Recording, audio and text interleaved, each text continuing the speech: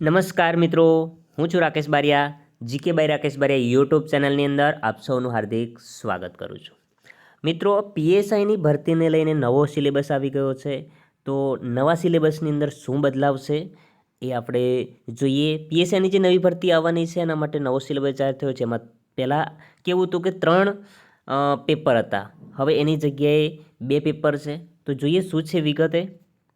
સબ ઇન્સ્પેક્ટરના વિવિધ સંવર્ગોની સંયુક્ત સીધી ભરતીની પરીક્ષા પદ્ધતિમાં ફેરફાર કરવામાં આવ્યો છે. મિત્રો, આ ઓફિશિયલી ન્યૂઝ છે.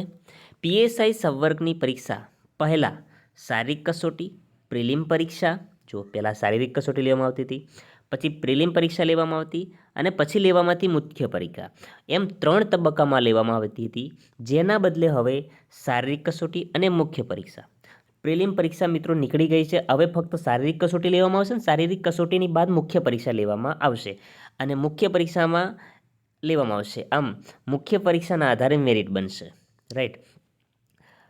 પછી છે પહેલાં સબ ઇન્સ્પેક્ટરની ભરતીમાં શારીરિક કસોટી લેવામાં આવતી હતી, જેમાં દોડના ગુણ આપવામાં આવતા હતા. જેના બદલે હવે દોડ ફક્ત નિયત સમયમાં પાસ કરવાની રહેશે, તેના કોઈ ગુણ રહેશે નહીં. દોડના પણ ગુણ નીકળી ગયા છે.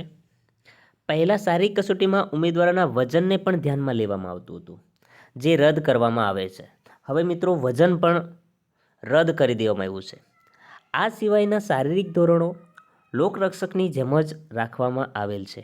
આમ શારીરિક કસોટી લોકરક્ષકની જેમ જ હવે ફક્ત ક્વોલિફાઈંગ રહેશે, જેના કોઈ ગુણ આપવાના રહેશે નહીં. શારીરિક કસોટીમાં ઉત્તીર્ણ થયેલા તમામ ઉમેદવારો ત્યારબાદની મેઇન એક્ઝામમાં ભાગ લઈ શકશે. ત્યારબાદ મિત્રો, પહેલાં જે શારીરિક કસોટીમાં ઉત્તીર્ણ થયેલા ઉમેદવારો ને 2 કલાકની અને 100 ગુણની પ્રિલિમ પરીક્ષા લેવામાં આવતી હતી. આની પહેલાં કેવું હતું તે કે પ્રિલિમ પરીક્ષા લેવામાં આવતી, એમાં 100 માર્ક્સની MCQ ટેસ્ટ લેવામાં આવતી હતી. તેની જગ્યાએ હવે પ્રિલિમ પાસ થયેલા ઉત્તીર્ણ થયેલા ઉમેદવારો પૈકી ભરતીમાં જગ્યાના 3 ગણા મેરિટ આધારે બોલાવતા હતા અને 3 પેપર લેતા હતા. પેપર 1, પેપર 2, પેપર 3 એમ. ગુજરાતી, અંગ્રેજી અને ત્રીજું સામાન્ય જ્ઞાન અને ચોથું પેપર લીગલ મેટર્સ. દરેકના 100 ગુણ અને 400 ગુણની MCQ ટેસ્ટ પહેલાં લેવાતી હતી મેન્સમાં, બરાબર. પ્રિલિમ પાસ કરો એટલે મેન્સ લેવાતી. હવે શું છે તો કે હવે કુલ 300 ગુણની મુખ્ય પરીક્ષા લેવામાં આવશે. પ્રિલિમ પરીક્ષા લેવામાં આવશે નહીં. ડાયરેક્ટ તમે મેદાન ક્વોલિફાઈંગ કરો છો ત્યારબાદ તમને ડાયરેક્ટ જ 300 ગુણની મુખ્ય પરીક્ષા લેવામાં આવશે, જેમાં 2 પેપર હશે. પેપર 1 જનરલ સ્ટડીઝ MCQ આધારિત હશે અને 3 કલાકનું હશે અને 200 ગુણનું રહેશે. કેટલા ગુણનું? પહેલું પેપર 200 ગુણનું રહેશે, MCQ આધારિત રહેશે. બીજું પેપર છે એ Gujarati English language skill descriptive એટલે મિત્રો વર્ણનાત્મક MCQ નહીં, ડિસ્ક્રિપ્ટિવ એટલે વર્ણનાત્મક.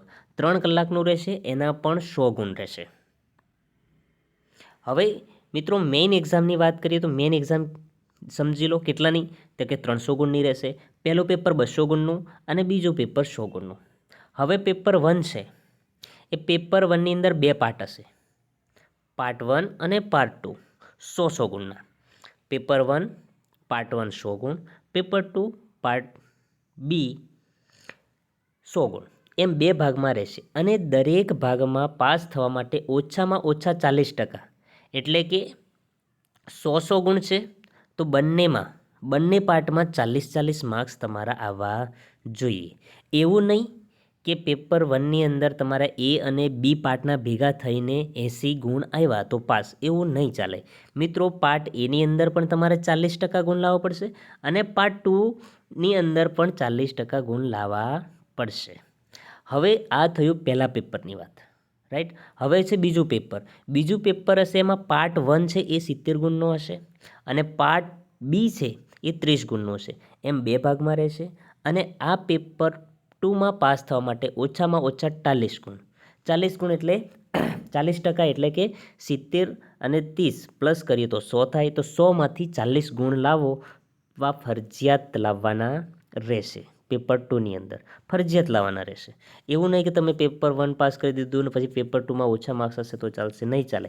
40% ગુણ તો લાવવા જોઈશે. એટલે કે પેપર 2ની અંદર તમારે 40 કરતાં વધારે ગુણ હોવા જોઈશે અને પેપર 1ની વાત કરીએ તો પેપર 1ની અંદર બંને વિભાગમાં 40-40 કરતાં વધારે ગુણ હોવા જોઈએ. હવે પેપર 1ના દરેક ભાગમાં ઓછામાં ઓછા 40% ગુણ મેળવનાર ઉમેદવારોનું જ આ ખાસ મિત્રો યાદ રાખજો કે પેપર 1માં તમે ઓછામાં ઓછા 40% ગુણ લાવો છો બે વિભાગમાં, દરેક ભાગમાં બે વિભાગમાં 40% ગુણ લાવશો એ ઉમેદવારનું જ પેપર 2 ચકાસવામાં આવશે. આ ખાસ યાદ રાખજો કે જો તમારા પેપર 1ની અંદર ઓછા માર્ક્સ આવ્યા 40% કરતાં ઓછા ગુણ બે ભાગમાંથી કોઈ પણ એક ભાગમાં ઓછા આવ્યા તો પણ તમારો પેપર 2 ચકાસવામાં આવશે નહીં. જૂના પરીક્ષાના નિયમોના વિષયો પૈકી જો જૂના જે વિષયો હતા એમાંથી સાયકોલોજી છે, સોશિયોલોજી છે, IPC, CrPC, evidence act, Gujarat police act, Gujarat prohibition act, prevention of atrocity act, motor vehicle act જેવા વિષયો રદ કરી નીચે મુજબના વિષયો દાખલ કરવામાં આવ્યા. સિલેબસમાં શું છે મિત્રો ખાસ યાદ રાખજો. પેપર 1 પહેલું છે પેપર 1 એમાં પાર્ટ 1 આવશે, પાર્ટ એ. પેપર 1 એનો પાર્ટ 1 100 ગુણનો હશે. શું હશે એમાં? રિઝનિંગ અને ડેટા ઇન્ટરપ્રિટેશન 50 ગુણનું હશે અને કોમ્પિટેટિવ એપ્ટિટ્યૂડ એમ મળીને કુલ 100 ગુણનું પેપર રહેશે.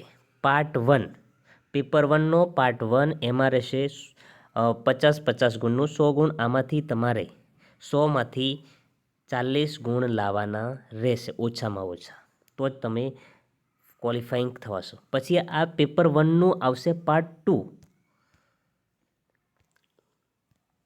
એમાં રહેશે constitution of Bharat and public administration એટલે કે બંધારણ અને જાહેર વહીવટ 25 ગુણનું. હિસ્ટ્રી, જિયોગ્રાફી, કલ્ચર, સાંસ્કૃતિક વારસો એ છે 25 ગુણ.